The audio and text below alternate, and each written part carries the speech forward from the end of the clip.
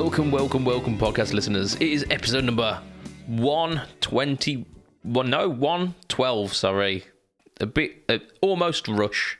2112. No, it's 112. It is Fret Talk Podcast. You're here with your host, Mr. BudgetPedalChap, who's tripping over his words today. But you are also joined by Mr. Lee Padabadabadabadaboo. Dun. That was my impression of the interlude to 2112. Okay, I thought it was the intro to For Whom the Bell Tolls. That's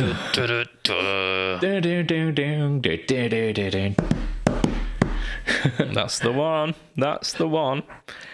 So we are here for the 112th podcast, which seems an improbability, but we've made it here. Why aren't we millionaires? I don't know. I think that happens after 250. So we're almost there. Okay. Oh man, yeah. We should go to some investor meetings and be like, do you know what? Like, we're nearly at our 250, so we're going to be millionaires soon. Would you like a bit of this? I mean, we could do if we want to be laughed out of the bank, of course. But we are here. It is a podcast.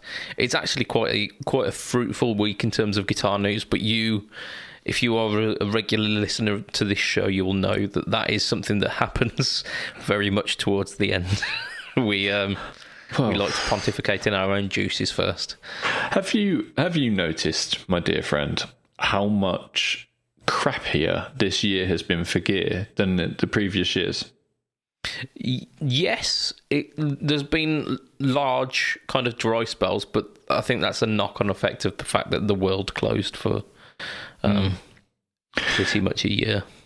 I speak to so many companies just in my day job, and almost everyone is like, we just can't get any parts. The cost of shipping's gone sky high. The cost of parts has gone sky high, and that's if you can get the ICs and stuff. It's just a bloody nightmare.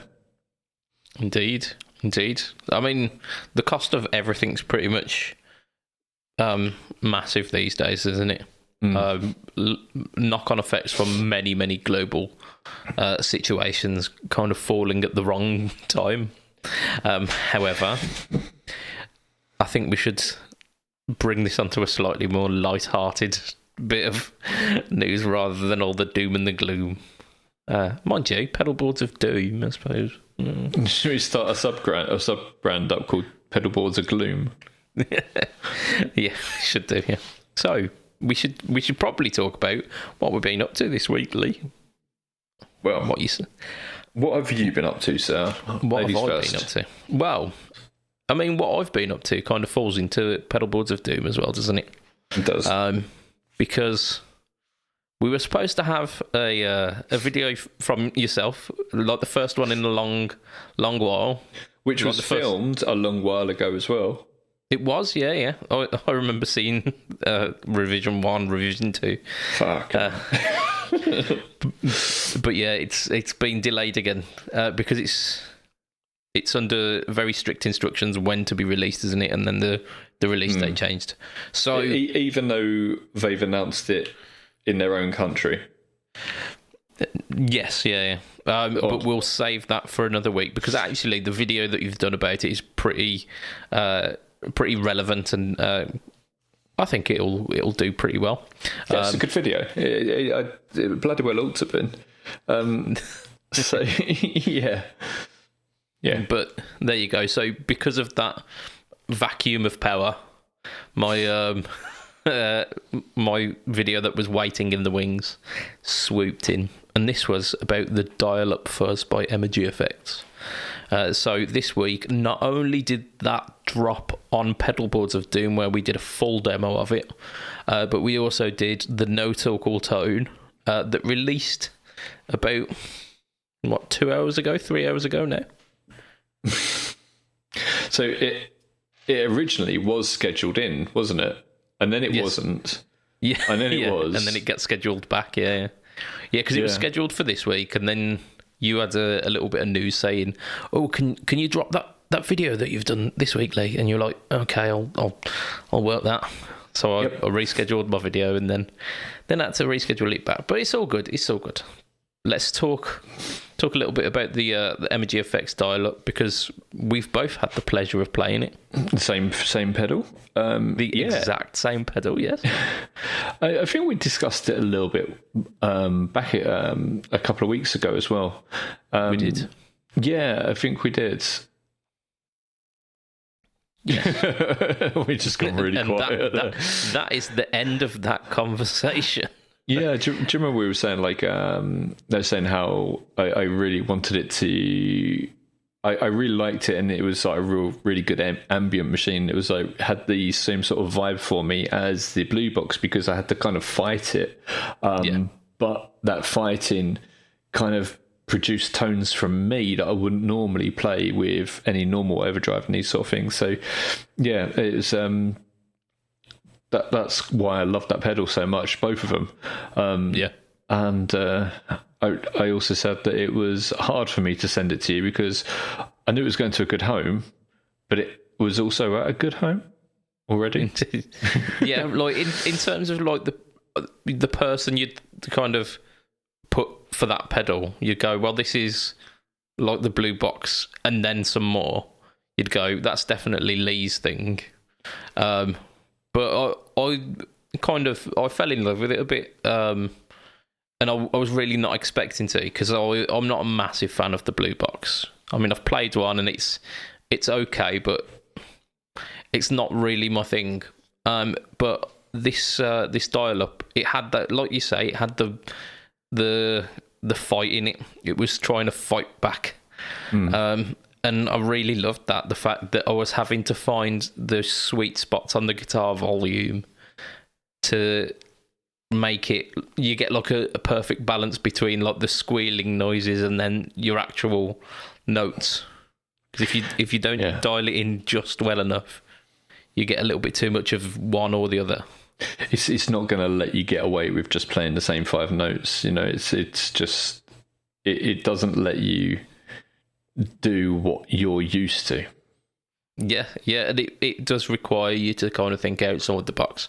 And on the pedal boards of demo, like there's some demonstration on that. I followed very much yours and Michael's advice, who's the guy behind Energy Effect, and did a little bit of ambience with it.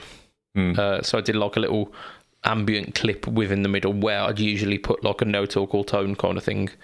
But I also, there's at the start, there's a completely original track inspired by the pedal. I was going to say inspired by Randy Rhoads, called Crazy Train or something like that. Going off the some of the things that you've done recently. Well, what I usually do is I do pastiches of the sounds of which the pedal are giving me. I go for like a pastiche of an artist that uses that kind of sound. So it's that sort of thing you get in Cornwall. Cornish pastiche. But so like I think the Surplus, I did some like Thin Lizzy because it was like quite a heavy overdrive. And there was the one that I got the copyright slap on the wrist for, which I'm in the process of doing a full demo on that one, actually, of the Xander Cranium. And pedal. Yeah, like, it's Rat inspired, and I'm quite new to the Rat circuit. I think the first time I tried something Rat inspired was the BMB by Tate Effects, and that was only a couple of years back now, and I haven't really dipped my toe into too many other Rat style circuits. I'm not sure the Rat is up your street, and the reason for that is it sits in very much the same EQ section as the Klon, and you don't really like the Klon. Yes, but it does something that the Klon doesn't. Yeah, distorts. Yeah. I mean, it gives you kind of hefty, chunky distortion, whereas the Klon, is all about that kind of subtlety, and I think it just doesn't really do it for me. The Rat sounds like a produced Marshall tone. It sounds like someone's played a Marshall tone in a studio, and the guy, the producer, has sat there and just tweaked it, and that's what a Rat sounds like to me. Yeah, I can understand that. Yeah, it's got kind of pushed 100-watt head tone to it, and the upcoming demo definitely exploits a bit of that. I also explore some of the more subtle side of the Rat, which is what I really enjoyed with the BMB. It's the fact that you can, like, when you dial it right back, you get a really crunchy overdrive, almost Marshall-esque crunch, and I really enjoyed that. However, the temptation when you start pulling that gain up and up and up, and then you get to that where it starts kind of bottoming out and getting fuzzy. And I've talked about it in the video actually, how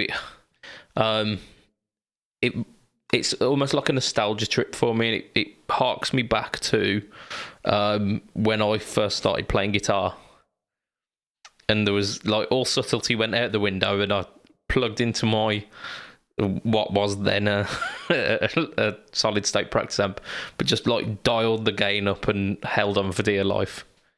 Yeah, and that's a bit what the Rat circuit does to me.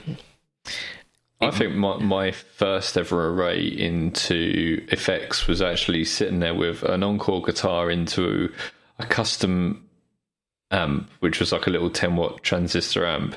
And I'm sitting there and having a bus stop outside my house, and the turbo made the amp go wee. And sitting there playing it with my mates, and we were just like, "What was that?"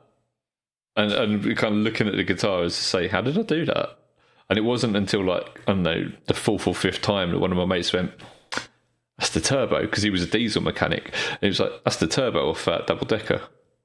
And they've got to be some like horribly microphonic pickups then. No, it was the amp itself doing it. It might have been the pickups. Thinking about it, yeah. We just equated it to being the amp being crap, but yeah, like the guitar was shit, like awful shit. So yeah, it could have been that, but yeah, it was a really cool sound. So yeah. I mean, that's something that you've got to seek now is the turbo modulation. I'd just put a flanger with an S bend, right, or a whammy or something. I suppose, yeah, like the kind of aeroplane mode of flangers gets kind of there, doesn't it? Really? Yeah. Yeah. So yeah, I mean, I dropped those two videos this week, and like potentially the craziest sounding guitar pedals we will ever get on pedal boards of Doom. No, not even close. I think, like, so far it is. I've done crazier this week. Have you? Yeah, I'll talk about it in a sec. Not on the Pedal Boards of Doom channel, though, you haven't? No, but I've created crazier tones last night. Well, until they're recorded and on Pedal Boards of Doom, that statement stands. Well, they're recorded. I did send them to you. Yes, you did. Yes. So yeah, I've done that this week. I've done another band practice with the band that I was depping for. Because we've got a gig coming up, kind of mid-September-ish. Think it's going to happen? Yeah, definitely. Cool. It should. I weren't thinking it won't, but like, wasn't until now. Yeah, you sowed that doubt. Last time I went there, I used my PV Classic 30, which is a fantastic amp, really heavy, and the practice room is upstairs. And because it's quite a quiet rehearsal, like using electric drums and like a small space, I thought perhaps 30 watts is a bit much. So I took my HT5 with me this week. Not enough. No, it worked fine. I didn't even get it past halfway on the volume. I used the drive channel, but with the drive turned all the way down, so you could still use the EQ section of it. And it was possibly one of the greatest pedal platforms ever. Sounded really good. Don't you shake your head at me, Lee. I don't know if I'm shaking my head saying no or shaking my head in disappointment. No, honestly, it was a very, very good sound because, like, I had it. Fuck off. For you listeners, Lee is making a kind of vomiting mime at me. But like 5 watts of power, managing to kind of push it up about a third of the way, so that the speaker was getting involved, the valves were doing their job. Like I say, I had the full EQ available. I had the ISF mode as well, so that it was to the left, which I think is Fendery. Yeah, kind of Fender voiced. But I bumped up the mids a little bit, and it worked with all of the pedals that were going into it. It sounded fantastic, and I had a really good practice because of it, because it was doing everything that I wanted it to. Well, as long as you enjoyed yourself, that's the main thing. Yeah, and everyone else in the practice absolutely loved my guitar tone as well. So that's nice of them to support you. Yeah, I'm happy with it. I thought it was a really good tone, and as a like dispelling that myth a little bit, because I know there's quite a few people out there, Stuart Tate included, who tend to crap on the speaker that this HT5 has got, because it's got the 7080 by Celestia, and there's quite a few people out there who poo-poo that speaker, but it did a fantastic job, and it sounded just crisp and clear, and mwah. I remember when the HT15 and these things came out, and my favourite local guitar shop had started stocking all the Black Star stuff, and they were really trying to push it on me, and they were like trying to get me to agree with them that it was great, and I was playing it, I was just like, it's not though, is it? Okay, it's better than something else I would imagine to be this size, and I loved its valve and this, that, and the other, but it's a bit shit.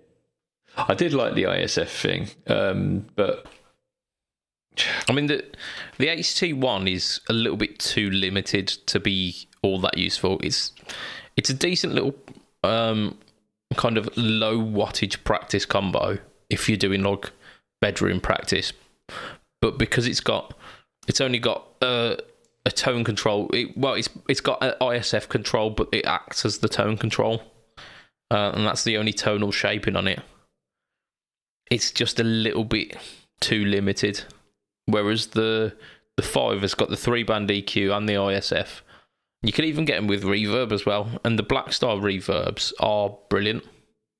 My one is the what are you laughing at, you dickhead? Do you not remember those like little grey box Black Star pedals? The ones with the valves in? Yeah. There was a reverb. Shit. They are so shit. They're low voltage into the valve. They're basically just like having a little light bulb on. They're just in place of the LED, but more or less. They don't do anything. Oh dear. They had massive power supplies that came with them, because they were pumping those pedals with juice, weren't they? Whenever I heard them being gigged, because there were a couple of local bands who used them, and they sounded fantastic. Let's have a look, because I'm sure they're just running 9-volt inside. I don't think they're running high plate voltage. Do you want me to Google this? Nah, don't bother. Right. Okay. I mean, the beauty of the podcast is that it's like a pub chat. One day we should do it in a pub, shouldn't we? We should get everyone down to the pub, and we should do the podcast live in a pub. I mean, that's going to be slightly problematic now that you're in a different country. Oh, mate, as if I'm not going to be revisiting the UK once COVID's down. Never. I do have a lot of family. In fact, it's hurting me quite a lot that I can't revisit the UK easily at the moment because my little brother's just had a motorbike accident and he's in quite a bad way. Yeah, man. Yeah, so quite sad about that, to be honest. But we're FaceTiming him every day and stuff, so it's bless him. Yeah. So, do you want to know what I've been doing? I suppose we should. Yeah, go on. What you been up to, Lee? So, I received a bit of a care package this week from my lovely friends over at Tonepedia.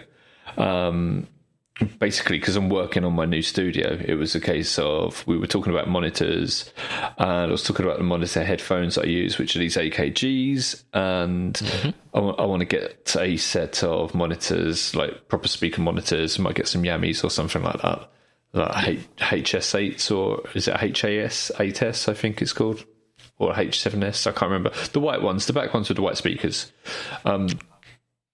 Anyway, from all the research I've done, they in that sort of price range, they kind of sound the best. I think the Adam Audios are a little bit too expensive for what you get. Anyway, Danny started talking to me about these. He's our chief sound engineer. He started talking to me about these headphones, these ones here, and these are Beyerdynamic. Beyerdynamic. I've heard of them, but not too much. Anyway, I got them and I plugged them in to listen to something, and I was like, oh, it sounds really weak and stuff. It doesn't sound like it does through my actual headphones. Through these ones and through my speakers, it just doesn't sound as punchy, and there's hardly any bass. Anyway, we looked at the frequency response, and these are truly more or less flat. You know, it moves around a bit, but these are much, much truer. So I decided to do a bit of mixing with them, and my mixes have come out so much better. So much better than these. These are fairly flat, these AKGs. 92s, I think. Does it say? K92s, yeah. But they do actually bump up the low end a fair bit more than I expected them to when you look at the frequency response, and the treble drops off too early as well. So I was quite happy with that, and I've been getting I've got my pedal board running through my mixer, then running into Cakewalk, and then I'm running it back into my mixer so I can monitor it and listen to it through speakers. So instead of running, because I've got all my amps on my pedal board, I'm just running it through speakers rather than or headphones, rather than having cabs in the room. So I'm just running cab sims on my door where I need it. The Kraken's obviously got cab sims built into it. So and it allowed me to get some really, really good tones that when I recorded them and sent them over to people, they were actually much truer to what I heard through my speakers. So when through my headphones, so when I actually sent them over to people, it was like, oh, here is actually what I wanted to send you, rather than here's something close to what I thought I had. Yeah, of course. Because I mean, if your earphones are telling you that there's more bass than there is, you're gonna naturally cut a bit more to compensate, so that you don't get like boomy and flabby bass. Yeah. So that when you send it to someone, they'll end up getting a weaker, thinner sound. Yeah, so like last night I was playing around with my board and I created this awesome tone. And because I was playing it through my little speakers, created this really nice tone.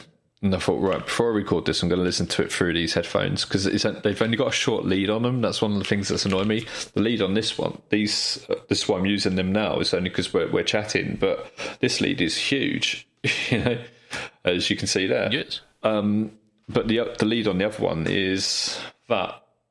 As you can see, it's not that long. So this is probably about 1.5 meters, whereas this one's probably the other one's like twice the length. So I plugged the DT770 Pros in, and the sound was completely different. I had to go back to the board and redial it in. It was frustrating. But let me tell you about this tone, because this tone was amazing. So what I've managed to do is, I've spoken about I can run a wet, dry, wet rig through my board. Yes. So I've got a rig that in the 80s, 90s and 2000s, you would have had a team of sound guys running in order to get it going through several racks and loads of stuff. I've got that basically coming through my board to a very high quality. Yeah. I wanted to record it, so I thought, okay, can I do this? Can I get it all separate? And I've managed to do that. I'm running it into 3 channels on my pedal board, and I thought, okay, let's try. So the first one I did was basically a Fender, a Marshall, and a Vox tone, just all coming through, and I recorded them separately, and then I recorded them like all together, so you could hear the separate tones and then all together. And everyone who listened to it said, "Oh yeah, when they're all together, it just all comes alive, and it's really, really nice." So last night I thought, okay, right, let's try to have some fun here, and let's try and push the boundaries a little bit more. So on this adventure, what I did was I took my Duchess, which is the Fendery sounding one. Mm-hmm. I put the Metal Zone into it, and I thought, okay, what I'm going to do is a scooped mid sound sounds shitty, but there are characteristics of it when you're playing that are attractive. Yeah. So, you get that real fizzy overdrive stuff, but you lose it if you dial the mids back in. So what I did, I dialed this this scooped mid sound in with the Metal Zone, but I also put tremolo, because it's got tremolo and reverb built into the amp. So I put the reverb all the way up, and I put the tremolo on, like pulsing like boom, boom, boom, boom. No, a bit faster than that. Boom, boom, boom, boom, boom, boom, boom, boom, about that speed, but not too much on the depth. And I added some delay to it, so it's a mess. It's a scoop mid mess. Yeah. Then on the Kraken, I had a 5150 that was quite mid heavy, and it was like more like a grown up metal tone. It didn't sound like a 16-year-old with his first pedal board. And it just had a tiny bit of reverb on it, so it was pretty much dry as, a nun's private parts. Exactly. And I dialed them in, so they sounded really nice together. And then I went to the GT1000 Core, and I dialed in a tone, which was a ring modulator that was going, it was quite modulated, so it was going like, woo, woo, like that. But I added after that a slow gear, so it was going woo, like that. It sounded like a ghost. Now all 3 tones on their own sounded absolute crap, but when you put them all together, it sounded amazing. It really did. I've sent it around to a load of people, and everyone's like, "Oh my god!" It's like, I need a wet, dry, wet rig now. It's just. It sounds on paper. It sounds like it should be utter shite. I mean, your description of it did not sell it to me, I'll be honest. So listen to the link I sent you last night, and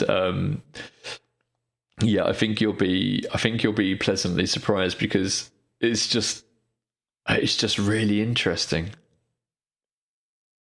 Yeah, I suppose. Yeah, interesting is a term you might use for it. Yeah, but it's clear. That's the thing, right? It doesn't sound like it sounds like it's going to be a giant mess, but it's not. It's really clear. Mm.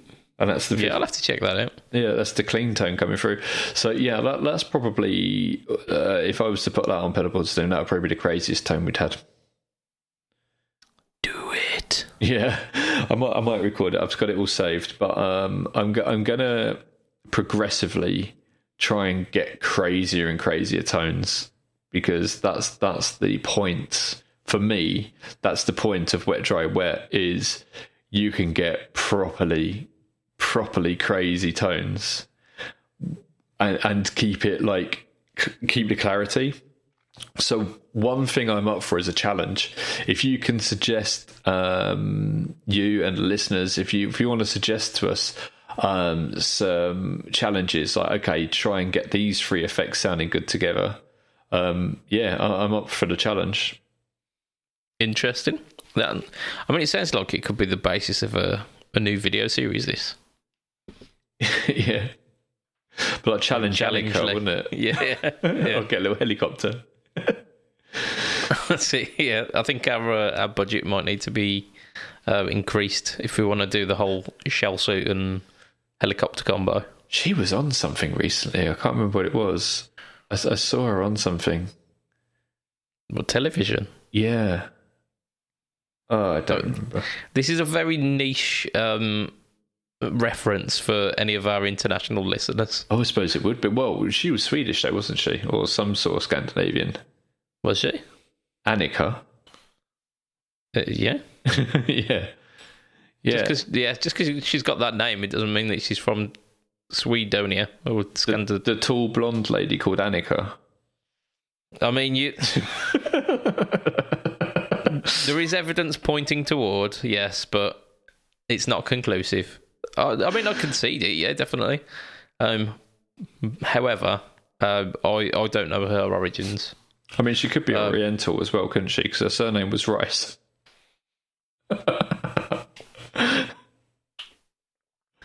For fuck's sake. I love saying things like that when you're taking a drink. Terrible. And that's a peek behind the curtain for our listeners as well, yeah. I do have a little sippy sip from my pug mug. Yeah, most of the time I'm saying stuff like that. I don't actually mean it. I'm just saying it just to catch him off guard while he's having a drink or something. Yeah, he's trying to make me spill water over my equipment. Which so far hasn't worked because I'm far too cheap to buy new equipment. So. Oh, man. What do you reckon? Do you reckon we should do some news? Newers. I reckon we should. Got to do some newers. So what are we talking about firstly? What are we saying? You've got it in front of you. We could talk about should we hit the Ibanez's? The Ibanez's, okay. Yes. What do you want to say about them? So, Ibanez have released a revision of a series that they released 2 years ago, the AZ series. Yeah. We've had mixed opinions about them, haven't we, between us in general about the original of Ibanez's, AZ's. Yeah. Yeah, the ones that I've managed to play have all left me a bit, just a little bit cold. I really wanted to like them, and they never really struck that chord with me. Mm. And to summarise, my experience was that when I played the Indonesian one, I think they're Indonesian, they were, it wasn't amazing. It wasn't everything everyone promised them to be. But when I played the Japanese one, I fell in love with it completely. I really, really loved it. So these don't sit in that realm, do they, to the new ones? They are actually a much, much lower price version. Absolutely.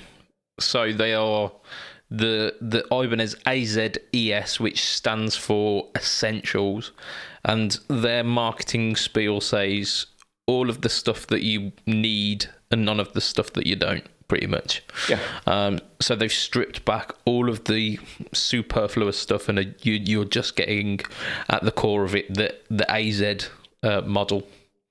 So what have we got? We've got two different types. We've got an HSS version and a standard Strat 3 single coil version.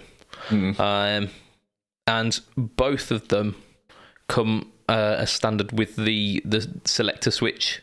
So you get like your standard HSS or SSS 5-way blade switch, but you also get some series and parallel switching and coil splits with that humbucker as well.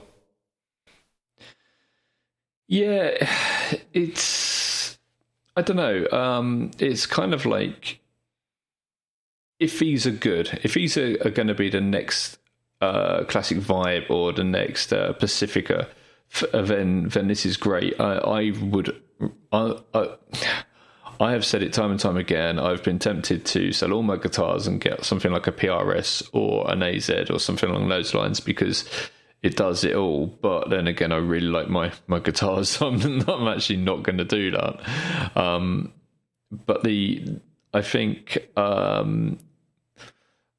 so many people have got an RG or something when they first start out, and they just don't feel nice because of those wizard necks. They're too flat.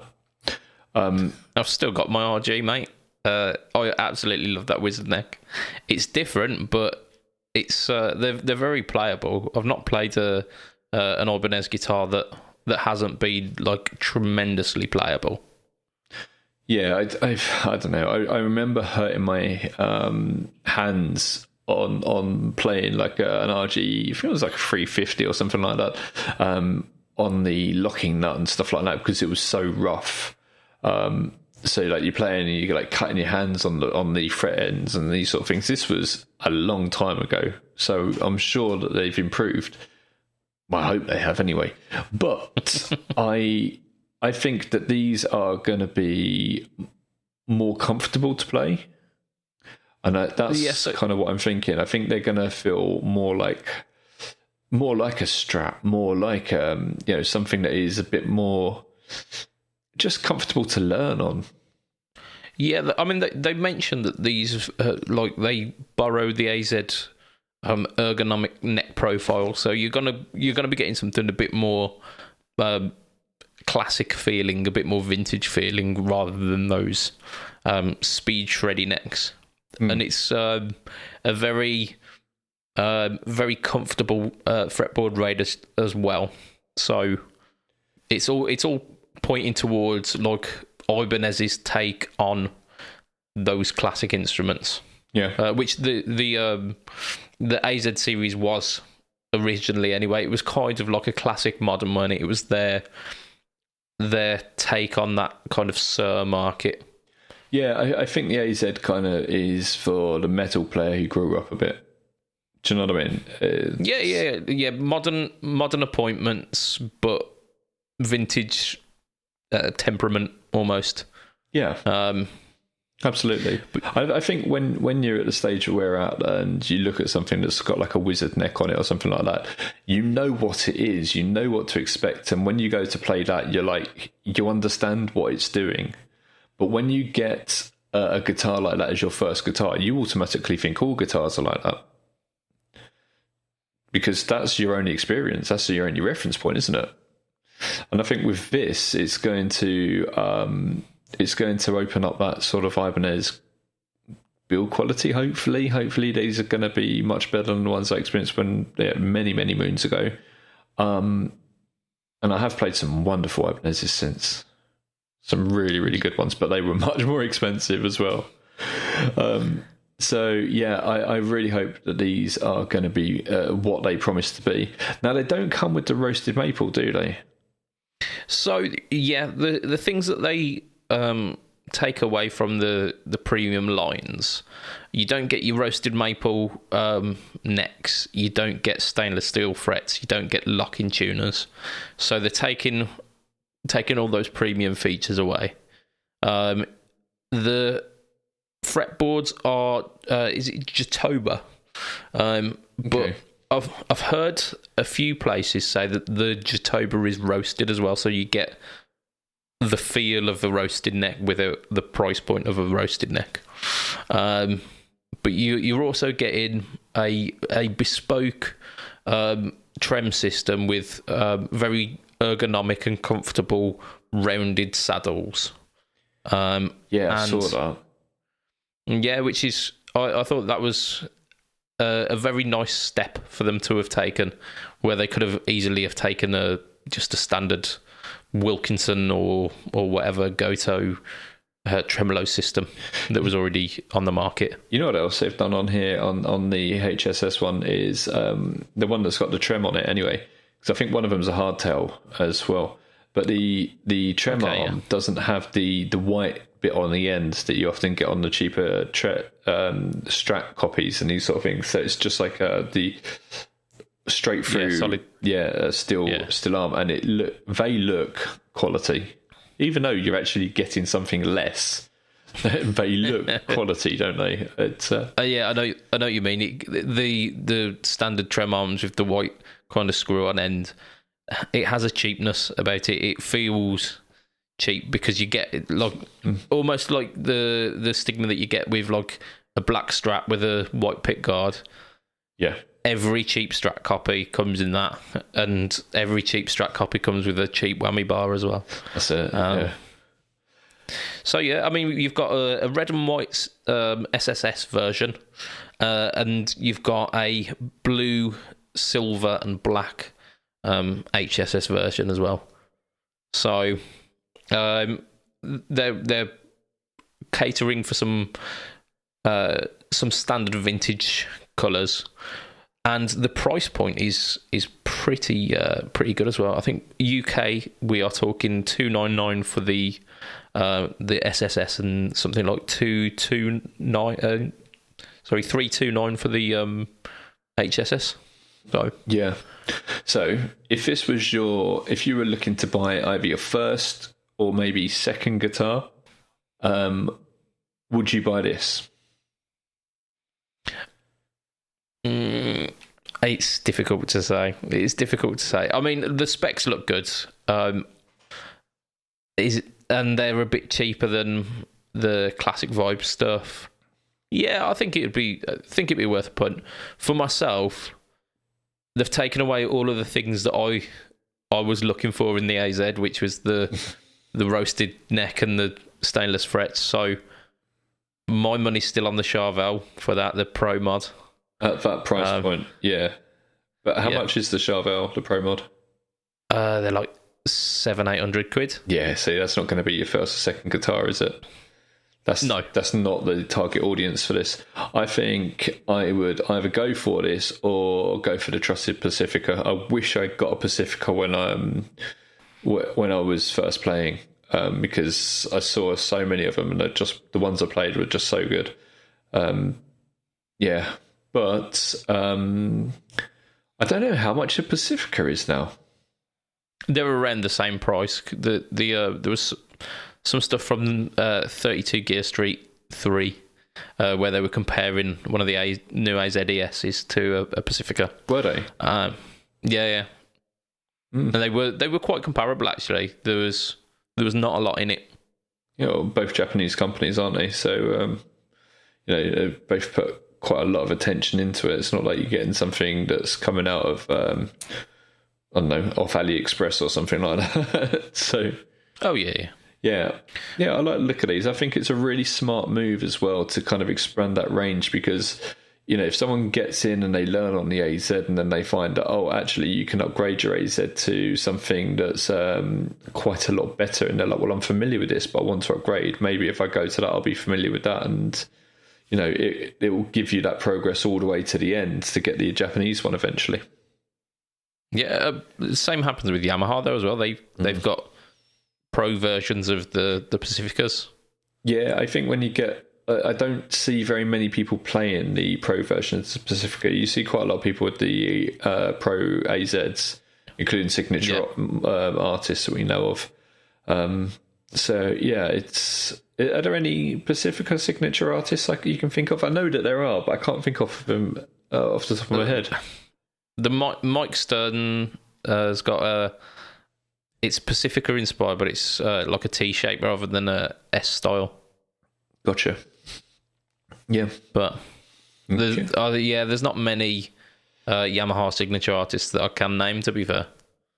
Cool. What's next up, man? We've got a bit of news from Boss. Ooh. What have they been doing? What are they up to? Who could have known? So they've brought out a revision for the Waza Air. So the Waza Air are obviously the headphone amp with the gyroscopic, whatever they called it, the gyroscope. the audio gyroscope, where you can kind of place an amp based on the position of your head, which was great technology, so much so that it impressed you and you bought a set yourself. Yep. Love them. They've now bought out. Absolutely love them. They've bought out.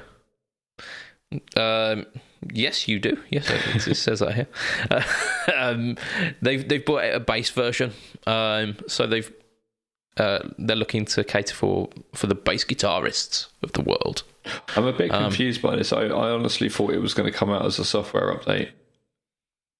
I don't understand what's different about them. Largely nothing.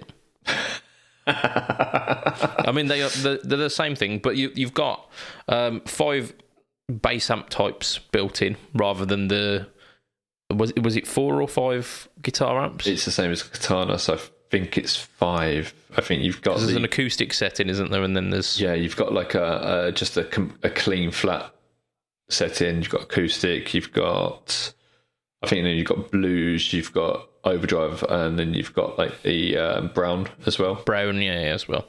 I don't think this mirrors that, but I'm not entirely sure of the 5 amp types. We've got 30 effects built in that are apparently optimized for bass guitar, so perhaps you're going to be seeing quite a bit of crossover with the two.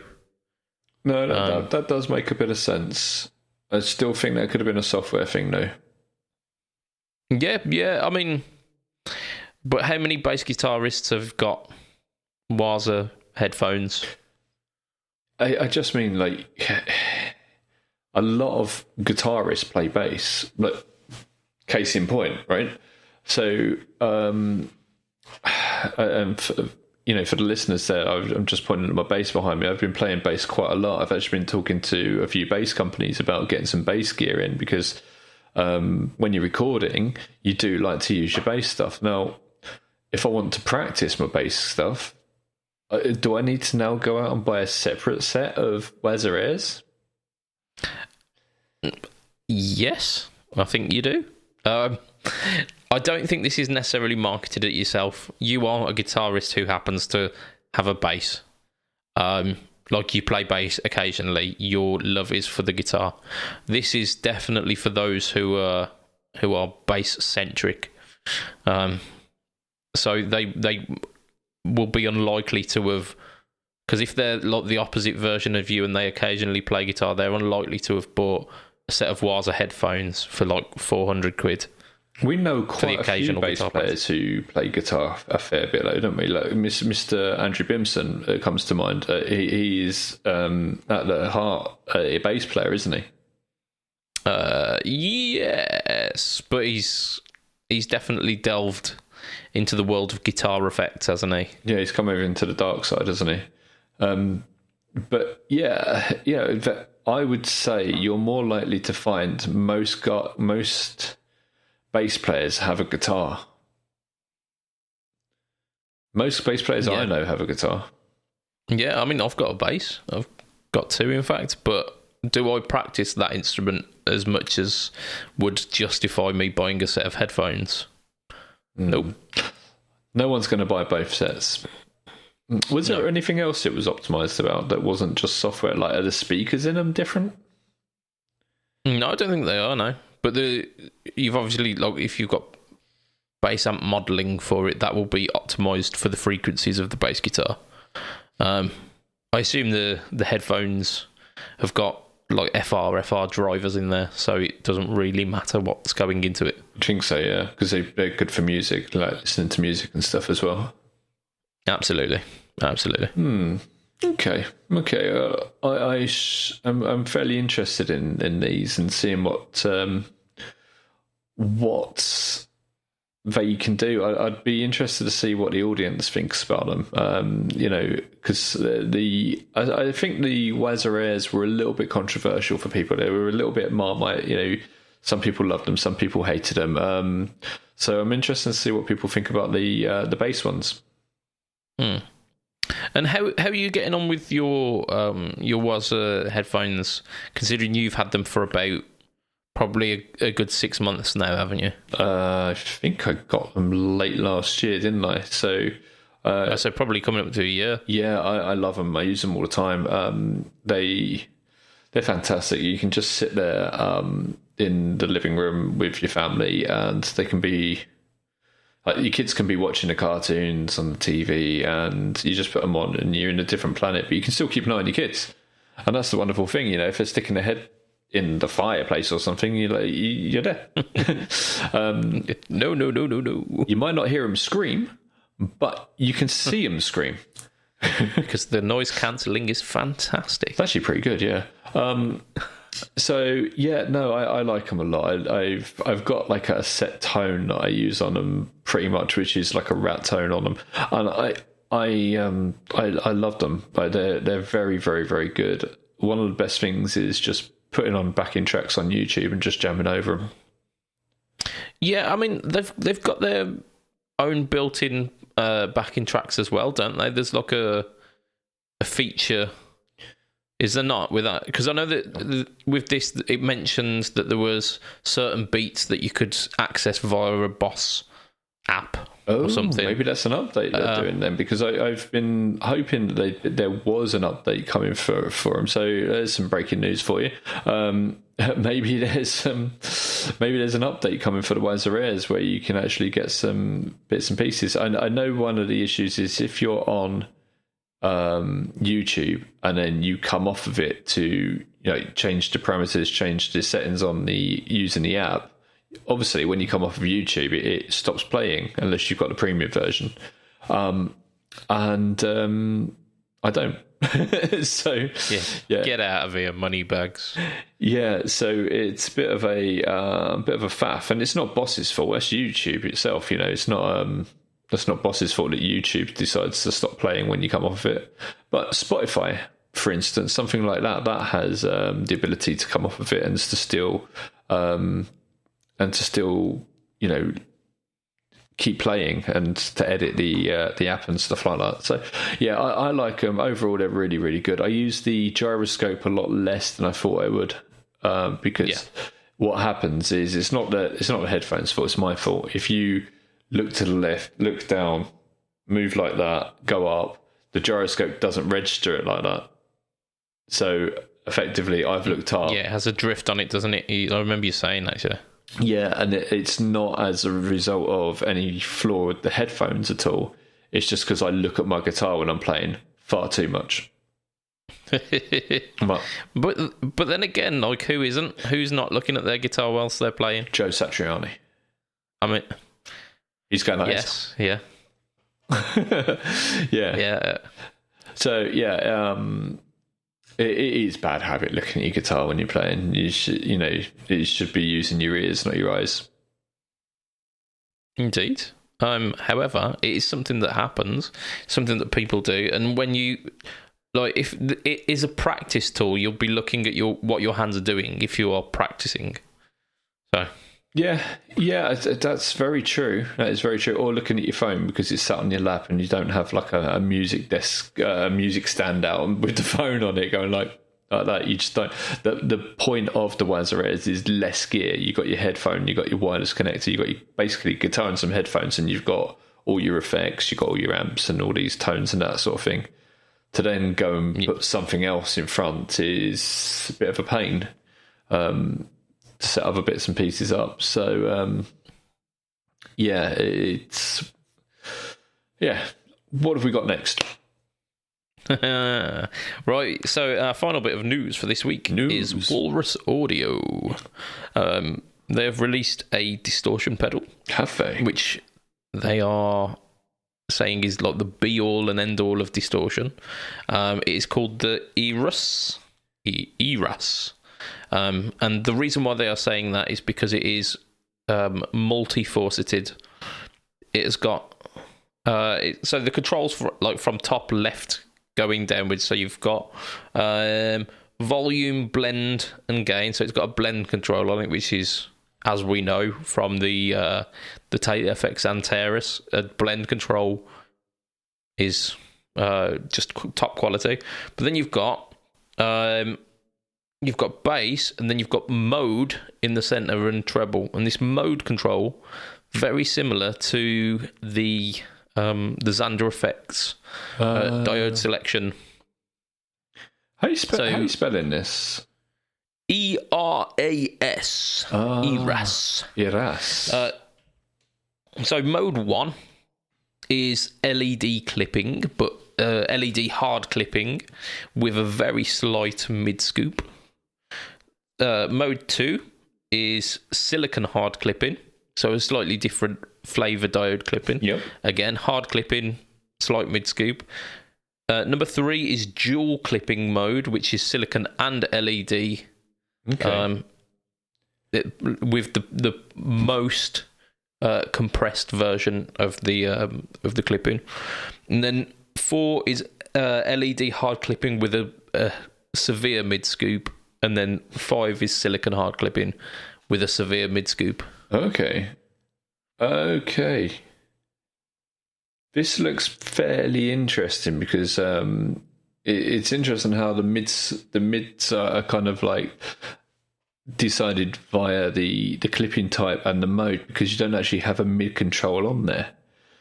Yeah, I mean it's similar to stuff like the Timmy, the EHX Crayon, the TC pedals as well, the Dark Matter, the Mojo. I think maybe the Rottweiler distortion as well all have that 2-band EQ. So you set the mid by setting the other 2 controls. Right, so it's an active. I see. So the bass and the treble are cut and boost. I don't know whether it's active or not, but you by cutting away treble and bass, you're then making the mid more prominent, surely. Yeah, so yeah, that's usually what happens. Usually, from my understanding, I think Brian Wampler was saying about this on the active ones. Basically, at 12 o'clock, it's neither up nor down, and if you want to boost the mids, you turn it down a bit, because the mids are at 12 o'clock as well, but fixed, and you give it a mid hump by turning them down, and you give it a mid scoop by turning them up. There was a lot of talk about mid scoops with this, though, wasn't there? Yeah, so because it's a distortion pedal, there's mid scooping going on. So you've got the first 2 modes are a type mode, so it's a gentle mid scoop with those 2, and then the final 2 are rhythm modes, which has got a more severe mid scoop, so giving you that kind of thrashy style EQ with the mids being scooped out. Yeah, I like the look of it. The overall look of the kind of like the ball with wings. On the red background, it's that sort of claret colour, isn't it? So there's a lot of black going on, black knobs on it as well. It's giving that sort of impression of a metal pedal, isn't it? Yeah, it's got a very strong aesthetic to it, for sure. Yeah, a lot of the Walrus pedals look really great. They really do. Okay. I mean, my concern here is that this pedal is $199, so probably talking very similar pounds wise. Yeah. The guitar pedals that I've been demoing for Pedal Boards of Doom recently, the Xander Surplus and the Xander Cranium, offer you 8 different diode switching, and with the Surplus, you've got basically 2 channels. You've got 2 foot switches for 2 channels. So 2 different versions of drive. With the Cranium, you've got basically like a boost mode, which maxes the gain and gives you a volume on the 1 foot switch. So you can have like heavy mode, and then your less heavy style, but they're basically like 150 quid, and you get much more. Well, yeah, on paper that you're talking much more there, aren't you? Yeah, I think Alex is killing it at the moment. His pedals are really, really good. There is an element of option paralysis with them. You got to be honest. I do like Alex a lot, and his pedals also I like a lot, but there are a lot of controls on them. This is a little bit more simple. I suppose it's got that going for it, but more is more. Yeah, I mean, having the 8 options and using only 5 of them. Yeah, is like you've still got those other options to explore. And yeah, I mean, mentioning Alex as well, we've got a little bit of an advertising campaign going on his socials at the moment about the Duplo 2. Yes, it's not like even the Duplo's been out that long. No. I need to talk to him about that, just get some details on what's going on there. I'm sure there's a very good reason he's done that. And look, back to this Eris. I'm guessing Eris is the name of the fly ball. Yeah, the Greek beast. I'm usually really down with those sort of things and know a lot about them, so I'm a bit shocked that I don't on this. I probably do. It's probably part of something. God knows. It's probably part of something. Yeah, yes, I think you like are correct. Jason the Argonauts or something along those lines, but I can't think of it off the top of my head. But would you buy one? No, I wouldn't. Because of the aforementioned cranium, there's other stuff. Partly because of that, partly because I don't need a distortion pedal. I'm very much a much more reserved kind of tone. And I listened to the product demo of this, and there was lots of songs. There was like some Linkin Park riffs going on. There was Blur Song 2, and all of these tracks are like, yeah, they're cool tracks. They're not tracks that I play. Wasn't Song 2 they're not the kind of style that rat? I play. Yes, possibly, yeah. We do like our rats, don't we? That we do. Yeah. Do you know what? For me, I probably would buy this. I mean, you are a distortion kind of guy. Yeah, I also really, really like the design. Yeah, it is very, very strong, isn't it? Yeah, I like how it's got. It looks very easy to dial in, and I also quite like the idea of the clean blend. Yeah. So being able to just get some really, really aggressive tones and then just dial in a little bit of clarity just to keep those lead tones sweet. Especially if you're going mid scoop, when you dial back in the blend, you're getting some of that mid back as well. Yeah, true. So yeah, I'm actually pretty okay with this one. I like it a lot. I agree what you said with like alternatives, but I can see the merit of this one on its own as well. Oh yeah. I'm not poo-pooing the idea. I think it's very well done, very well executed. Just maybe not for me. Yeah. And if you were a bass player looking for a practice tool, what do you reckon on the Weather is? Yeah, possibly. For practice with bass at the moment, I've got bass models on the HX Stomp. Ah, yes. So I use that. Yeah. In fact, actually, if you've checked out any of the BudgetPedalChap PBOD videos, the bass on that is likely me going through the HX Stomp.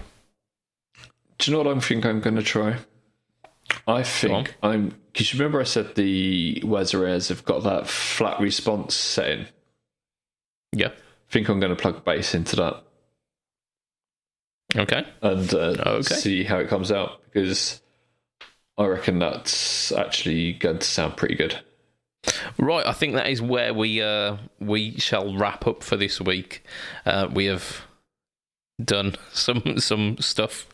By the time this comes out, your video will come out as well. So you listeners get to be part of the first Pedal Boards of Doom news Fret Talk crossover.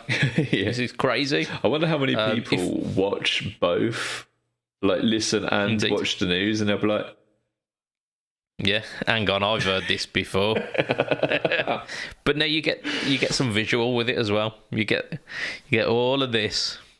But yes, that's where we'll wrap up for this week. And it's always like, before we do our wrap ups, we always give a shout out to our wonderful Patreon people. That is a bit of alliteration there. The Patreon people.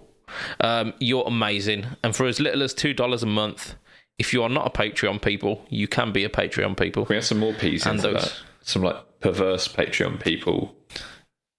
I mean, I cannot possibly comment on whether they are perverse or not. They definitely are if they're listening to us. It's a perversion in itself. Let's give him some shout outs. We mentioned Bimpson earlier, but let's mention him again. Mr. Andrew Bimpson, Mr. Adam Yeomans, Mr. Doug Christ of, I was going to say Chef Tone Effects there. He's not of Chef Tone Effects. He's of 37 Effects. He's of the Just Surprise Me podcast and of Masters of the Cinematic Universe, who previously did Donnie Darko, and I'm just getting through that one now. Oh, I hate that film. Why? Shit. It's great. Donnie Darko's a pile of wank. Oh, I love that film. But I love the fact that they're talking about it. They're making me kind of want to try it again. We have got a huge erection. That was a good one, wasn't it? We have got Mr. Ben Fletcher with Fletcher Pickups and Mr. Brian Gower of the Tone Jerks podcast. He's also appeared on the Just Surprise Me podcast more than once. So there you go. Myself, if you want to catch me online, it's BudgetPedalChap at Facebook, at Instagram, and at YouTube. And YouTube is the home to the No Talk All Tone series, which last week had the Dial Up Fuzz by Emoji Effects. And this week, coming up, you will have herpes. You might have herpes. You will have the iSet Hot Distortion, which is much better than I was anticipating it was going to be. Which has a volume, a blend, a gain, a bass, a 5-switch modes. It's not quite. I expected it to be an overdrive. Actually, it's just like this little pink pedal with a flame on the front. I thought, oh, that's got to be like Tube Screamery. No, it was full on distortion, and it's quite a nice sounding distortion as well. Cool. So that's coming up on the No Talk All Tone this week. Lee, you are Pedalboards of Doom. I am. Isn't it? You are everything. Great. Pedalboards of Doom. I love my group. It's so very, very good, and it's opened up so many doors for me, and I'm so thankful to it. It really is amazing. We have the Facebook group, we have a Facebook page, we have Tonepedia as well, which we're very, very closely related to, which gives you a chance to try out all the latest pedals interactively, which is fantastic, and it is such a great resource, and we're bringing out new bits and pieces for that all the time, so keep an eye out for a really big announcement very soon in the next couple of months. We also have our wonderful YouTube channel with our array of hosts, including yours truly and yourself, dear sir. Oui. Do you need to go? Eventually I will, yes. I've drank a lot of water. So yeah, we do all that. We've got Instagram, which everyone knows I hate it, but we have it. And way to plug Instagram. Oh, I know. We do use it though. What else do we do, dude? I think that's about it, to be honest. Oh, we also do a podcast, and we do the news. I mean, it's a bit of a weird one trying to advertise the podcast on the podcast. If they know about the podcast, they're already here. It's kind of meta, isn't but it? yeah, this episode is the most meta of the podcast, because it is like featuring on both the podcast and last week's news. So we'll see how that works. Yeah, but that's it. You for don't this sound week. Convinced. I don't know. It could be a smash hit. Could be. Indeed. It could also be But something else that rhymes with that. Yeah, smash it. Yeah. But there we go. That will do for this week. So, from myself, Mr. Budget Pedal Chap, from Lee, say bye, Lee. Bye-bye, guys. It will be a tatty bye and good night for this week. Goodbye. I'm not recording the camera anymore. I stopped that. Stick around for the shit.